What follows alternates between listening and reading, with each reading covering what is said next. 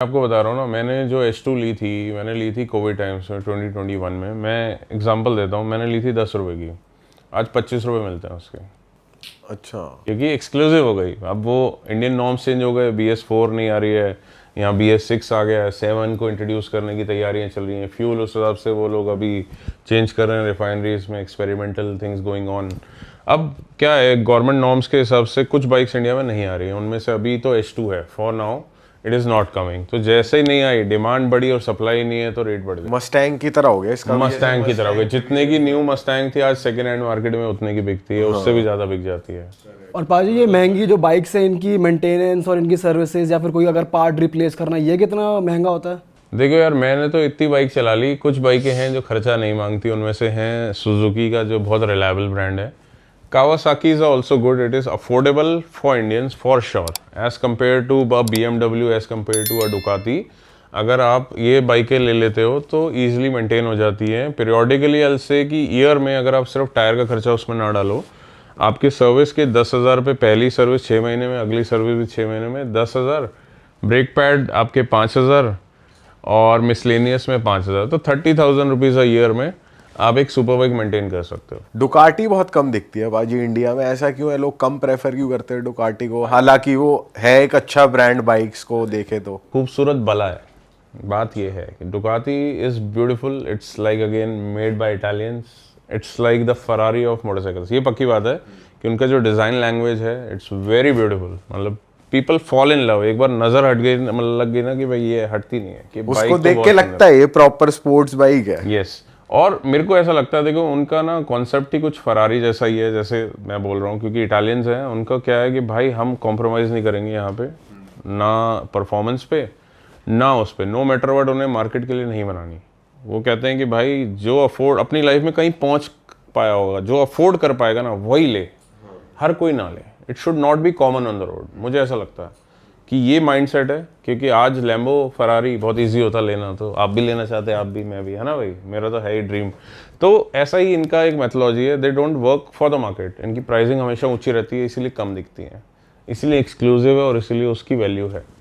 पाजी कौन सी sports bike या सुपर बाइक आप रिकमेंड करते हो ऑडियंस को कि यार ये डिसेंट अमाउंट ऑफ मनी में आ जाएगी और वर्थ इट है आपके साथ स्टार्ट करनी हो, पहली बाइक लेनी हो? Any day I will vote for Kawasaki Z900, the latest one. Now it is very loaded, क्योंकि एक चीज़ होती है क्विक शिफ्टर ऑटो ब्लिपर। मतलब होता ये क्लच वाला ही सिस्टम है, बट आपको क्लच दबाने की यूज़ नहीं करना होता है। फर्स्ट गियर आपने डाला, उसके बाद सेकंड गियर में शिफ्ट करने के लिए without clutch you can do it.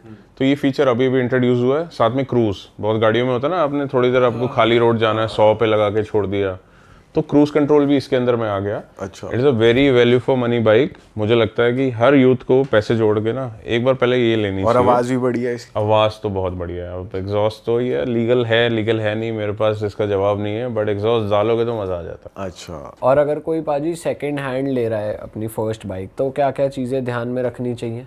किसी भी डीलर से आप ले रहे हो तो क्या चीज़ें आप अवॉइड करो, क्या चीज़ें देखो? भाई स्कैम इस लेवल के हो रहे हैं ना आज की डेट में, आप अपने सारे मैथ्स भूल जाओगे, सारे अंदाजे लगाने भूल जाओगे। आप टायर, लोग कहते हैं टायर देख के लो, टायर के ऊपर भी एक नई लेयर चढ़ा के दे देते हैं, स्टैंपिंग भी नहीं कर देते हैं, आपको लगेगा फ्रेश डेट का है, तो उस लेवल पे स्कैम हो रहे हैं। इंजन ऑयल में भी थोड़ा थिक इंजन ऑयल डाल के दे देते हैं, जिससे जो इंजन की आवाज़ आ रही है, नॉइज़ आ रही है, 4 दिन दब जाती है ना। ग्रेड आते हैं ना अलग अलग, उसमें वो मोटा ऑयल डाल देते हैं कि भाई वो आवाज़ ही दबा दे इंजन की, जो अगर कुछ किसी चीज़ की आवाज़ आ रही है, क्रिच प्रिच आ रही है। इलेक्ट्रॉनिक का you can not have confidence about कि भाई क्या इसमें इशू था। अब बेसिक क्या है, मैं तो ये बोलता हूँ, अगर किसी को प्री ओन्ड मार्केट में जाना है, मैं नाम नहीं लूँगा, बट हाँ, यू शुड ऑलवेज सी कि कौन ज़्यादा रिकमेंडेड है। अगर उनके कोई फेसबुक पे रिव्यूज़ डाले हुए हैं, क्योंकि फेसबुक का रिव्यू बहुत इंपॉर्टेंट है, मतलब sorry, Google review is very important, क्योंकि उसमें क्या है कि नोबडी कैन ऑल्टरेट। मतलब अगर मेरे लिए भी किसी ने अगर गलत रिव्यू डाला ना, तो इट विल बी मैटरिंग कि भाई कैसा है। दूसरा हो गया कि आप जब बाइक देखते हो, आपको इम्पॉर्टेंट है कि उनसे परमिशन लो कि आप किसी सही जगह वर्कशॉप में दिखाओ, चाहे उसकी एक्स्ट्रा फीस दो। फॉर एग्जांपल उनकी अलग अलग कंपनीज ने चेक्स बनाए हुए हैं। आपको गाड़ी भी आज लेनी है, आपको मर्सिडीज लेनी है, पोर्शा लेना है, अगर वो सामने वाला ऑनर के दिल में कोई खोट नहीं है ना, he will allow you to take it to the workshop. उनके 100 चेक्स का एक चेकलिस्ट से चेक करेंगे and they will give you the rating. Cars 24 in fact ऐसा करता है कि भाई 100 चेक्स हैं, आपको करवाना है business बाइक्स से के भी पहले। करता है वो?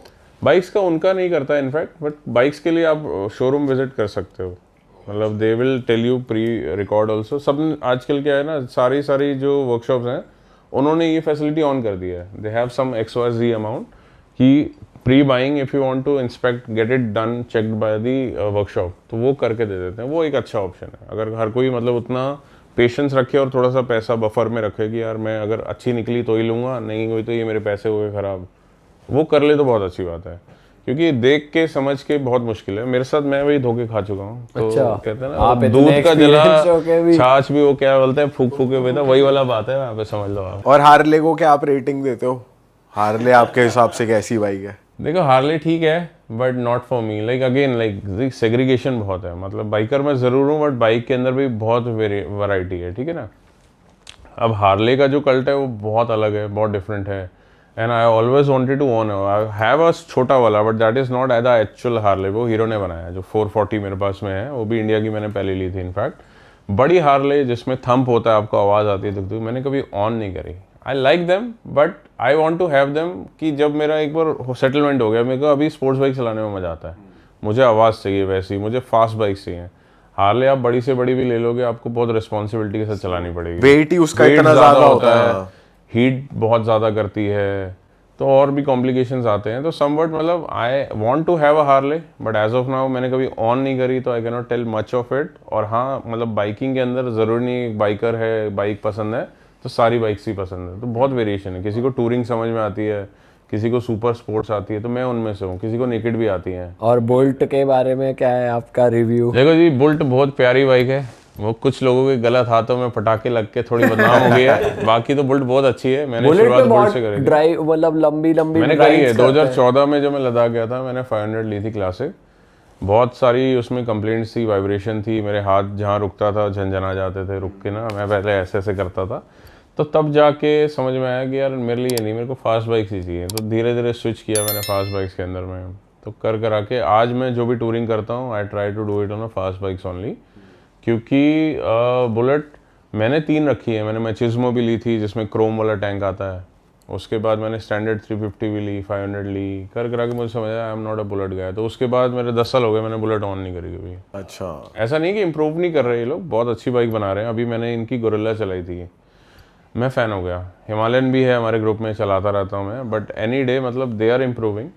फैट बॉय भी एक बढ़िया है इनकी। Fat boy is from Harley, Harley का है वो, अच्छा है। इन्होंने सुपर मीटियोर निकाला है, थोड़ा बड़ा सा हार्ले वाला लुक है, so progressive, very good like. और इनका आपको नहीं जमती इतनी? मेरे को अभी नहीं जमती।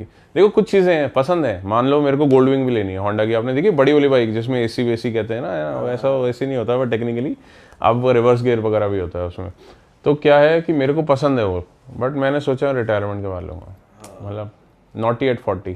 बट आपको वैसे इतनी बाइक्स हमें ट्राई कर ली, हार्ले भी मतलब स्पोर्ट्स बाइक भी और वैसी बाइक्स भी, अब ईवी बाइक्स भी आने लग गई, तो आपको फ्यूचर कैसा दिखता है बाइकिंग का इस हिसाब से? देखो लोगों को जल्दी से समझ नहीं आती, बट मेरे पास है, मुझे उसके एडवांटेज दिखते हैं। मैंने अल्ट्रा वॉलेट की एक बाइक ली थी, बैंगलोर में बनती है, एंड प्राउड इंडियन बोल सकता हूँ मैं इस मूवमेंट को, कि अभी यूरोप में भी सेल हो रही हूँ bikes. Its futuristic design, tech and speed, मतलब इंडिया की फास्टेस्ट प्रोडक्शन मोटरसाइकिल्स बना रहे हैं।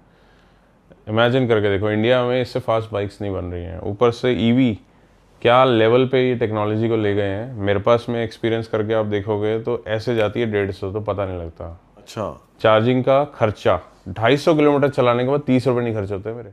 अरे वाह, आपने ये वीडियो यहाँ तक देख ली भाई, तुमने हमारी मेहनत सफल कर दिया, तुम ही लोग हो असली रियल हिट।